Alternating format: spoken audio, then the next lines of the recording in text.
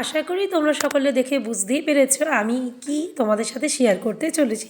হ্যাঁ, ঠিকই ধরেছো। আমি কাল যেখানে অর্থাৎ 25শে ডিসেম্বর যেখানে আউটিংয়ে গেছিলাম সেটা হলো শান্তিনিকেতন। সেখানকারই কিছু মুহূর্ত তোমাদের সাথে তুলে ধরলাম। জায়গাটির নাম হলো শান্তিনিকেতন, যার পরিবেশ শান্ত, প্রাকৃতিক সৌন্দর্যে ভরপুর এবং শিক্ষামূলক ঐতিহ্যে সমৃদ্ধ।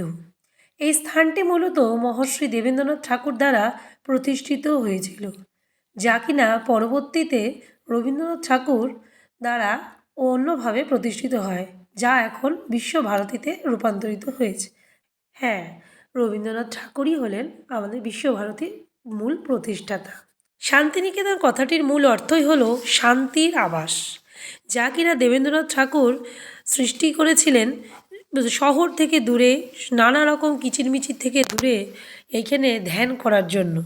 যেই জায়গাটি রবীন্দ্রনাথ ঠাকুরেরও ভারী প্রিয় ছিল, তার জন্যই তিনি এই জায়গাটিকে পরবর্তীতে বিশ্বভারতীতে রূপান্তরিত করেছিলেন। এই যে জায়গাটি দেখছেন এটি হলো সঙ্গীত কেন্দ্র।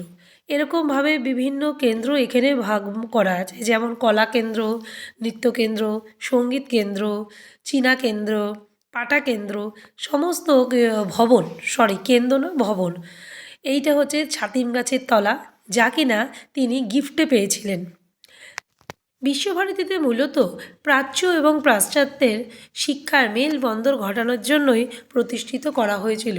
তবে এখানকার একটা বিশেষ ঐতিহ্য কি জানেন? সেটা হলো সেই যুগ থেকে এই যুগ পর্যন্ত এখনও পর্যন্ত বাইরে ক্লাসরুম পাঠশালা করার ঐতিহ্য চলে আসছে। আগেও ছিল, এখনও আছে। নন্দলাল বসু এবং রামকিঙ্কর বেইজের মতো গুণী নামি দামি শিল্পীদের ভাস্কর্য এখনও মিউজিয়ামে জ্বলজ্বল করছে। তবে ভারী দুঃখের বিষয় যে আমরা মিউজিয়ামে যেতে পারলাম না, যেহেতু বৃহস্পতিবার শান্তিনিকেতনের সমস্ত পাঠশালা বন্ধ থাকে, মিউজিয়ামও বন্ধ থাকে, তার জন্য সেই জিনিস দেখার সৌভাগ্য আর আমার হলো না। তবে শান্তিনিকেতনের প্রতিটি কোণায় কোণায় রয়েছে শিক্ষা, শিল্প এবং সাহিত্যের ছড়াছড়ি, যা কিনা আপনি খুব সহজে নিজের মধ্যে সংগ্রহ করতে পারেন জ্ঞানের ভাণ্ডার হিসেবে। এখানে অদ্ভুত একটা জিনিসও প্রচলিত আছে জানেন, সেটা হলো বিভিন্ন ঋতু পরিবর্তনের সাথে সাথে যে কোনো নতুন ঋতুকে আহ্বান জানানোর জন্য সেই ঋতুর অনুসারে উৎসব পালিত হয়। যেমন পৌষ মাসে পৌষ পার্বণ, বর্ষাকালে বর্ষামঙ্গল, বসন্তকালে বসন্ত উৎসব, এরকম নানা ধরনের উৎসব থাকে। গ্রীষ্মকালে বৃক্ষরোপণ। যেই উৎসবগুলি ভারতীয় আচার আচরণ এবং ঐতিহ্যবাহী রূপ দেয়। তাই আমি সবাইকে বলবো একবার হলেও শান্তিনিকেতনে এসে ঘুরে যাবেন। এই গেল শান্তিনিকেতনের কথা। শান্তিনিকেতন থেকে মাত্র 2 কিলোমিটার দূরেই রয়েছে সোনাঝুরি হাট, সেইখানেও পৌঁছে গেছিলাম আমরা। সোনাঝুরি হাট এই জায়গাটার নাম দেওয়ার কারণ হচ্ছে অসংখ্য সোনাঝুরি গাছের তলায় কোনো রকম দোকান ছাড়াই হাট বসে। এই হাটে এখানকার শিল্পীরা তাদের নানা রকম ভাস্কর্য নিয়ে আসে, যেমন দেখুন হাতে তৈরি করা সমস্ত গয়না, সাজ সরঞ্জামের জিনিসপত্র, শাড়ি, সালোয়ার, স্কার্ট, সমস্ত রকমের বিভিন্ন ধরনের জিনিস এই মেলাতে পাওয়া যায়। এই মেলাটা বুধবার বাদে সপ্তাহে প্রতিদিনই বসে। তবে শোনা যাচ্ছে যে এখানে নাকি আর সরাসরি হাট বসবে না। তো এখন আপাতত বসছে, কিন্তু কবে থেকে বসবে সেই বিষয়ে আমার কোনো ধারণা নেই। এই হাটের সবথেকে যেটা আকর্ষণীয় জিনিস সেটা হলো অনেক থরে থরে স্কার্ট এবং তার সাথেই ম্যাচিং করে টপ বিক্রি হয়। এটার হয়তো বিশেষ কোনো নাম আছে, সেটাও আমার জানা নাই। কলমকারি প্রিন্টের ব্যাগ, যা নির্দ্বিধায় একজন মানুষের মন কেড়ে নেয়।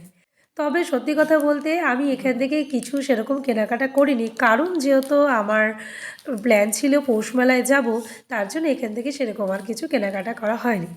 তবে এবারের মতো সোনাঝুরি হাটকে এখান থেকেই বিদায় জানিয়ে রওনা দিয়েছিলাম পৌষ মেলার উদ্দেশ্যে, যা কিনা সোনাঝুরি হাট থেকে মাত্র 4.5 কিলোমিটার দূরে অবস্থিত। যেটা দেখার উদ্দেশ্য নিয়েই আমার মূলত শান্তিনিকেতনে আসা। কারণ যেহেতু আমি এর আগে অনেকবার শান্তিনিকেতন এসেছি, তার জন্য মিউজিয়াম সবকিছু অনেকবার ঘুরে পেয়েছি। তো এই দেখো, এই হলো পৌষ মেলার যেখানে শুরু হয়েছে সেইখানে। প্রত্যেক বছরে পৌষ মেলা 7 তারিখ থেকে 13 তারিখ পর্যন্ত হয়ে থাকে। এই মেলাতে বিভিন্ন প্রান্তের থেকে মানুষ বৃহৎ পরিসরে এসে এখানে জড়ো হয়, কারণ একটাই, শান্তিনিকেতনের মেলার ঐতিহ্য অন্যরকম। দেশের বিভিন্ন জায়গায় বিভিন্ন মেলা হয়ে থাকে অবশ্যই, কিন্তু এই পৌষ মেলার সাথে মানুষের অন্তরের মিলটা একটু অন্যরকম, একটু নস্টালজিয়া, তাই না? তাই আমি সকলকে রিকোয়েস্ট করব একবার হলেও এই পৌষ মেলায় ভিজিট করো।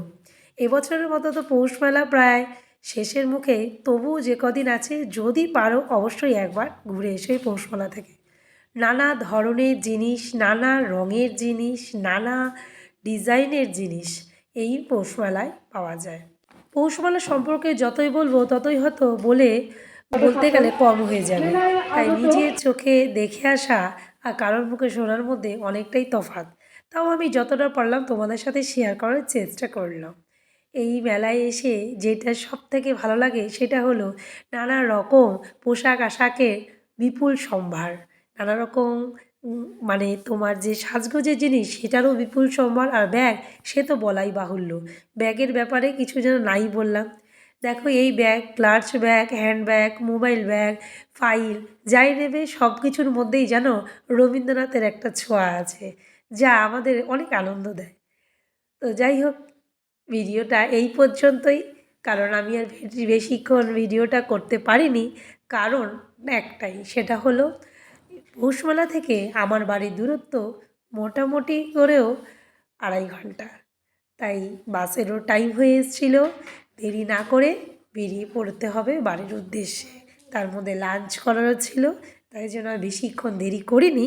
তবে যতটুকু পেরেছি আশা করি তোমাদেরকে বোঝাতে পেরেছি পৌষ মেলাটা আসলে প্রত্যেকটা মানুষের কাছে কতটা আনন্দদায়ক এবং কতটা ঐতিহ্যপূর্ণ।